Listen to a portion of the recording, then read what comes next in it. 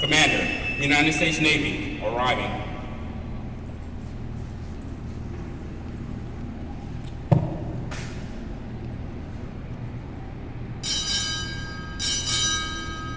Helicopter, anti-submarine, Squadron Light, 49, arriving.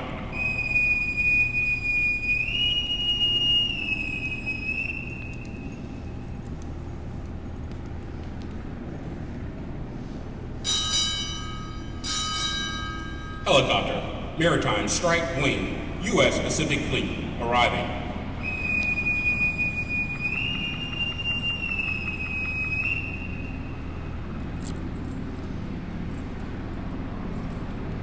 Advance the colors.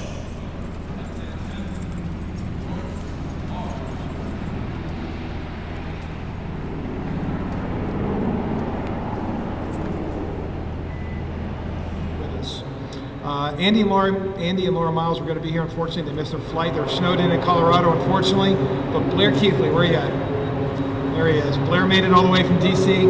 Absolutely fantastic to see you here. Welcome back to San Diego. Now, if you haven't figured it out yet, this squadron is truly something special. Spend a little time here in the spaces, and you'll probably hear the phrase, the Scorpion way of doing business. Now, what does that mean exactly? This is the biggest Navy helicopter base on the planet. There are nearly 20 squadrons here. Is HSL-49 really that unique? I would submit that it is. Romeos now outnumber Bravos in the Pacific, but Bravos carrying the Red Stinger call sign are still answering the call from stroke commanders. Just last month, the 49 crew executed a daring night medical evacuation, hoisting some severely burned crewmen from a Group 3 merchant, dead in the water, drifting and wallowing on the edge of a typhoon.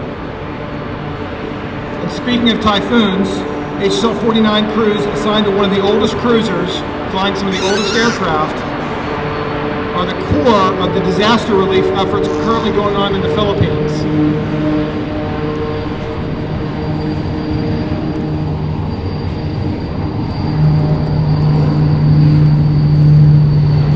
Now, in the Philippines, did they train for the specific mission before they left?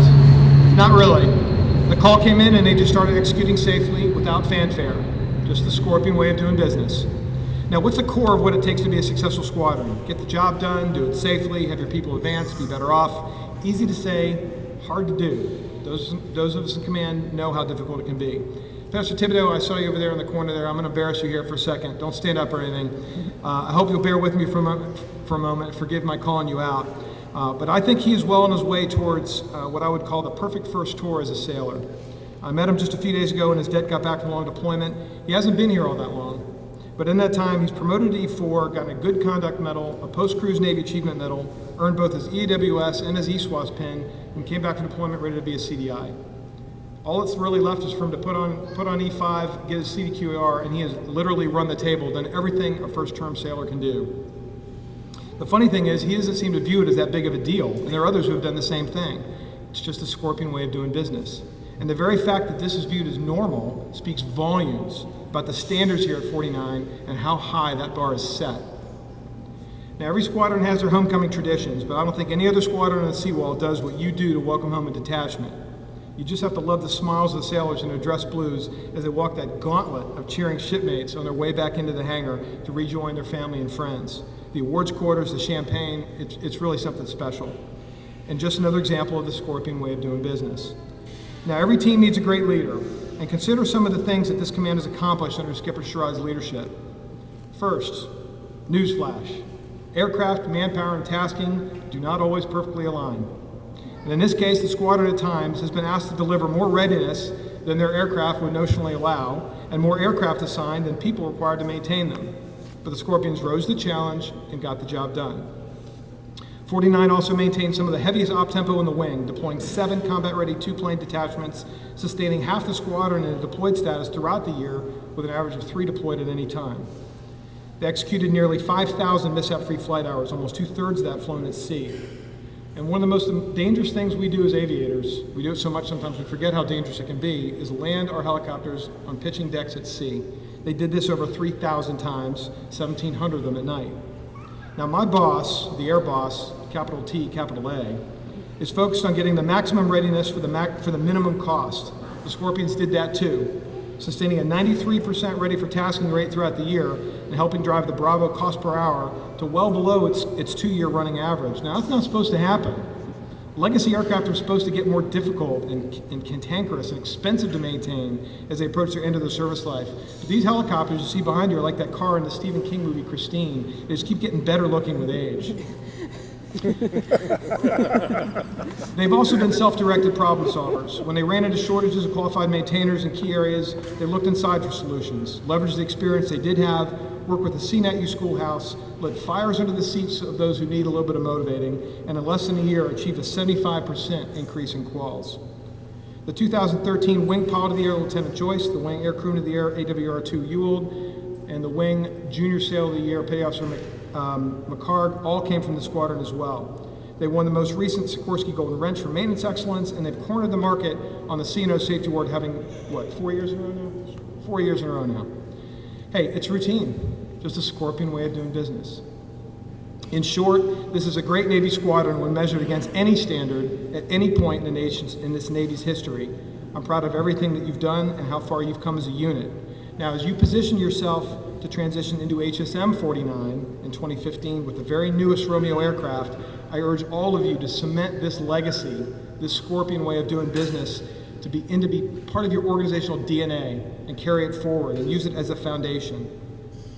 Now, for those of us fortunate enough to have had the privilege to command, it's a funny feeling going up here on the stage right now behind me and getting 3 very different vibes from behind me. I can sense this. They teach you this in Commodore School. So let me think. Okay, one of us is feeling really tired, but proud. Okay, I got that. Someone's feeling the weight of responsibility begin to settle onto his shoulders, and somebody else is very aware that he's the new guy and needs to step into his new role as XO. For all the JOs out there, trust me, this is the job you want. Bill, congratulations on what has been an immensely successful command tour. I want you to leave with your head held high, knowing that you did everything you were asked to do. You planned, you led, you inspired, you left the command in better shape than when you took it. As you go off to the granddaddy of all sea tours as a carrier navigator, draw upon everything you learned during this tour. Your successes, as well as the things you do over again if given the chance. Carriers are the backbone of our Navy, and you'll be one of the 11 commanders who are charged to make them run safe and run on time. Good luck to you and Sarah as you go on to your next adventure. I know we'll be seeing more great things from you. Jason, you are ready. I would say that this command is now yours, but really isn't. It isn't yours in a possessive sense. It's only yours in the sense that the Navy saw fit to entrust you with the stewardship of this squadron, its aircraft, and its people. You are a temp, as all Navy COs are, but you now have a profound opportunity and responsibility to meet the Navy's mission and contribute to the personal and professional development of every sailor, chief, and officer in the command. You and Amanda and the kids are going to do great. Bobby, you are joining a great team at a key turning point in its history. You will need to draw on every lesson you've learned along the way. Laura and I welcome you and Regina into the HSM Wingpack family. You two are going to be a great addition to the leadership here in the Seawall. Now, I am extremely proud to lead this incredible wing. It's big and it's busy, but with teams like this to get the job done, I never have to worry. Well done to all of you. May God continue to bless the squadron, our Navy, and our great nation. Thank you very much.